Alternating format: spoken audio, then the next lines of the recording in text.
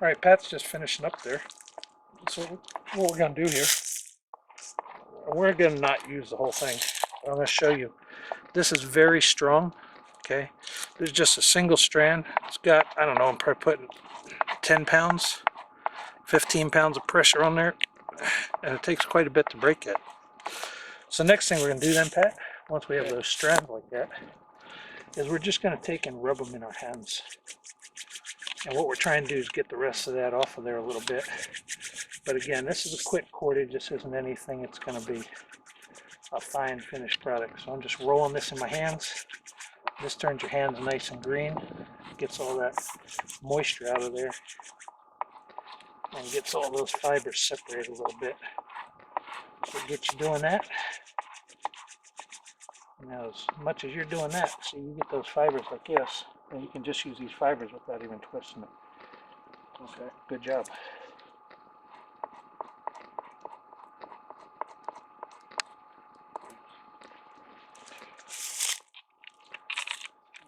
Very lightly. I'd use a smoother tree if I could. See how it just pulls that out of there. And then you got those fibers. So there's all your individual fibers here. Okay. And we're going to break those into 2 strips for right now. And again, doesn't matter that green's still on there. Still a little damp, but we're trying to work quick with it as it dries out. If we left this dry overnight and then rehydrated it, it would come apart a lot easier. And that's it. So just pull all those fibers apart. Now, have you done the reverse wrap before?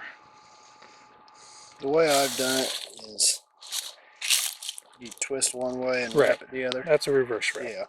And so that's what we're going to be demonstrating today. What we're basically going to do is just take and tie the end of this off. Little overhand knot in there. One of the things you want to do, Pat, when you're looking for cordage, because you may not find yucca out there, you may find grasses or something else. If you can tie a knot in it, you're probably going to be able to make decent cordage out of it. So that's always a good thing to do.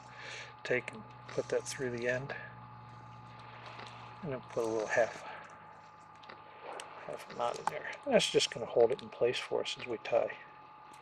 So now we have 2 bundles tied up at the top. Okay, sweet. Now what you can do, Pat, if you don't want to tie a knot in there, you can just twist these cords together. And once they kink like that, then I can use that. So I don't have to have a knot in that top end. Okay. But it's just as easy one way or the other. I'm going to tie a knot because I have 2 different pieces of cordage here. So I'm going to pull that back apart. And all that I'm going to do is twist this away from me and pull it back over the other cord. Twist away, pull it over. Now again, because this cordage still has some of the green on it, it's not going to look quite as good. What we could do if we wanted this to be a little better is to rehydrate this, let it dry out for a day or 2, then rehydrate it after we scraped it, and all that green will come off of there.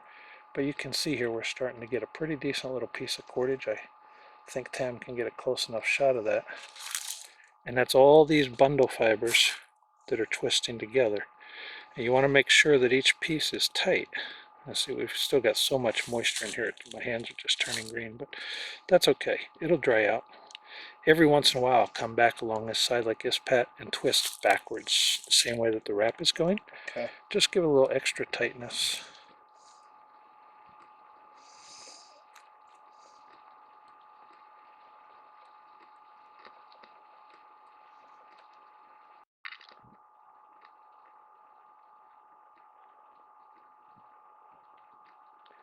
This is starting to dry out, so it's looking a little better now, eh? Yeah. Is yours drying up? My hands are. Yeah, it starts to get real sticky, right? Yeah. That's good. I mean, it's doing what it should be. All right, we'll just finish this off for the video, Pat. Okay. So basically what we do, we get to the end of our cordage. We're just going to make another overhand loop. And I'll shove that up through there. And then I'll just pull it tight. And there you go. A finished piece of cordage. Now again, this kind of cordage is a little sticky. You know what that's really good for if we had this thick enough, is that would be really good for an instant bow drill, right? Oh yeah. We'd probably want to double wrap it. So if you want to double wrap, you can go back, and this is twisted this way. We would do the opposite. We twist away from us and then push it over. Twist away, push it over. Then we could double wrap that into a thicker strand. Get as thick as you want. 8 ply, 12 ply, 16 ply. Guess you can't go 2, 4, 8, 16. Can't go 12. So that's a quick way to make some cordage out in the bush. Cool.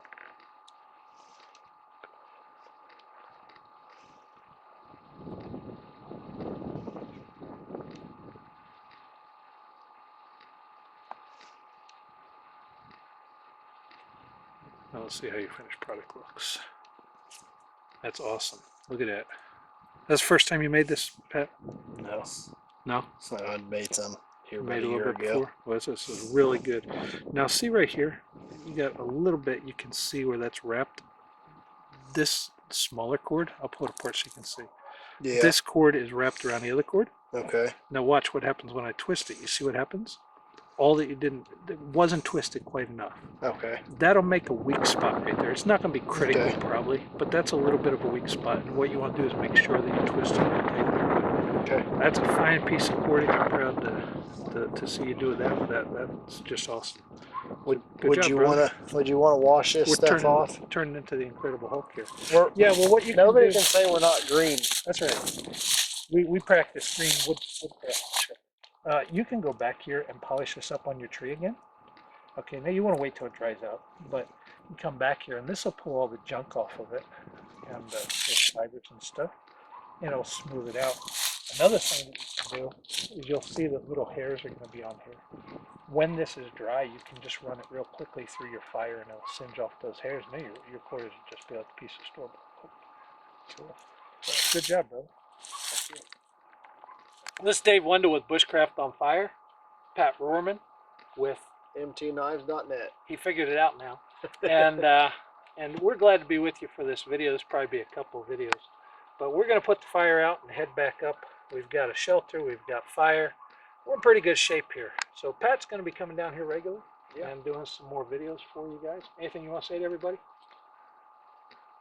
I'll tell you what, if you want to learn what it takes to be more self-sufficient, and just if you ever find yourself in need, David can teach you all that you need to know, whether it means making cordage. And I've learned a lot from him this weekend. I appreciate you coming and taking the time to impart that knowledge onto me.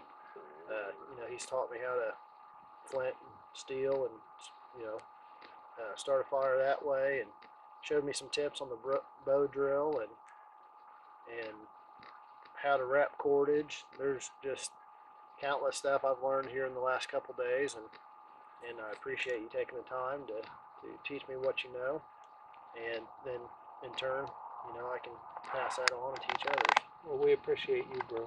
So, my pleasure. This is David Wendell with Bushcraft on Fire. Pleased to have you with us for this video. Join us again real soon as we get to another video, do some more skills out in the bush. Till then, have a great day. We're going to get up there and wash this green off. Pat makes some soap, and we're going to show that on another video. So get up there and clean up and see if it works. Let's get this fire out here, Pat. All right. Yeah, throw some of that sprinkled water up in there.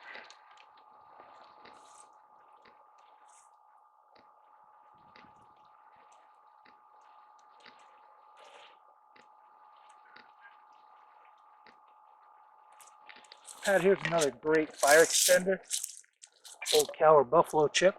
So I'll pass the chip to you, brother, and use that in your next fire. Thanks. Cook your dinner on it.